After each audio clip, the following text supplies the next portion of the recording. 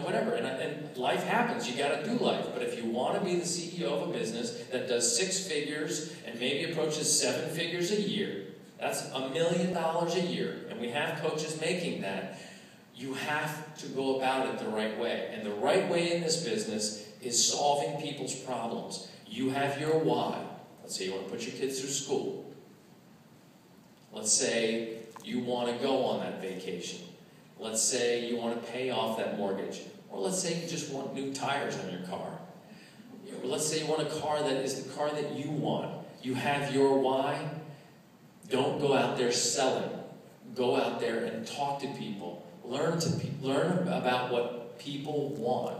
Talk to an individual. Don't talk across a group of people. I'm talking to each of you right now as individuals, saying, what do you need? What do you want? As a salesman, I will be a great salesman if I just help you get what you want. I'll be a great salesman. That's a great salesman because I'm not taking from you. I'm serving you, which means that you're going to come back to me so I can serve you again. I learned that from a book my grandfather wrote, who was a legendary salesman here in the Philadelphia area. And his approach to sales was about service, was about having the courage to believe in what you're selling. That's an important thing. If you don't believe in Shakeology, if you don't believe in the power and fitness, it's going to be a very tough road. This is probably not the business for you. There's beauty products, there's weight loss products, there's soap companies, go for them. This is about your belief in the importance in what we do. And, I got asked yesterday, and I will open this up. I don't want to go on and on just talking. I'm going to let you ask questions in whatever time we have left. And if anybody has to go because we're running late, don't feel rude, just go ahead. What was I just saying? Yesterday, a guy asked me, he said, why network marketing?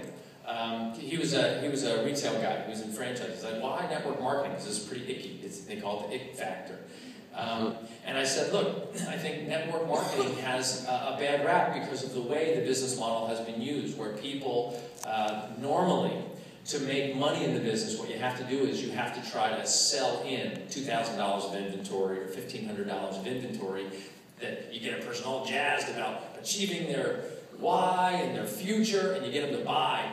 It's important. You want to achieve your why. So buy this $1,500 of inventory, put it in your garage, and you'll have to sell it, right? Now that person that just signed you up and got you to put the $1,500, anybody see Pursuit of Happiness when he had all those machines? And it was like, I gotta sell these machines. Because he had a garage full of them. Because some guy got him to buy all these machines. And that guy's happy because he sold him the machines, but it didn't make it to the end user.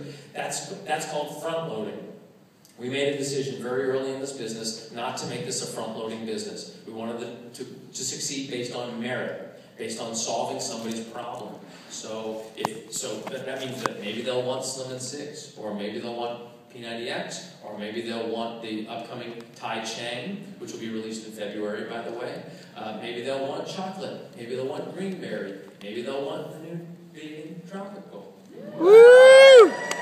Which, by the way, is coming this winter. I don't know when, don't ask me. And the reason that tropical is so difficult, I have all these ingredients, superfoods, very potent, that stability changes when you have all these things. Imagine all the variables, different crops, different sources, and now with the vegan, that we have to run stability testing on every batch. And the reason it's been so difficult, one of the reasons that we decided to go with vegan was we could not make the flavor consistent because tropical is a much more subtle flavor. So, if we had 2 different crops come in, we put it in, it was like a completely different flavor, like we'd be flavor of the month club. And so we had to be consistent. So we're working on it. It's in what they call stability testing now. So I got in big trouble for announcing that it'll be January. I announced it at leadership, and I got off stage, and I just got about, tackled by the guys like, I can't promise you January. I was like, you just did. so we'll see how that goes. Anyway, the point is that we want people to be able to have the solution that works for them. You are ambassadors for helping people achieve their goals to lead healthy, fulfilling lives. One company in the country is doing that I know of, and it's this one. It's not about me. My job is to make sure that we make decisions at corporate that live up to that mission statement. But that's it. That's where the "Hey, Carl Daikeler's great" show stops. Really what it's about is how great you are. It's really how great can you be.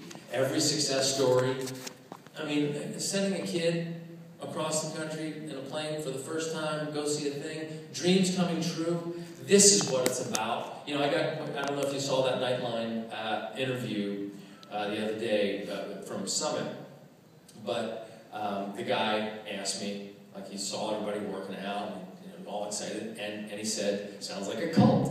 And I was like, "Huh? What? What do you mean?" And he's like, "Well, it seems just sort of like sort of all brainwashed cult people."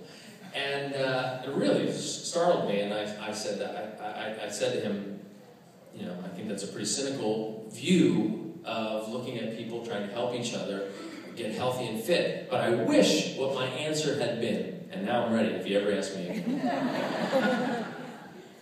This is the exact opposite of a cult. A cult is blind faith in some leadership, in some dogma that is not rationally challenged and not individualized. And we are the exact upside-down opposite of that.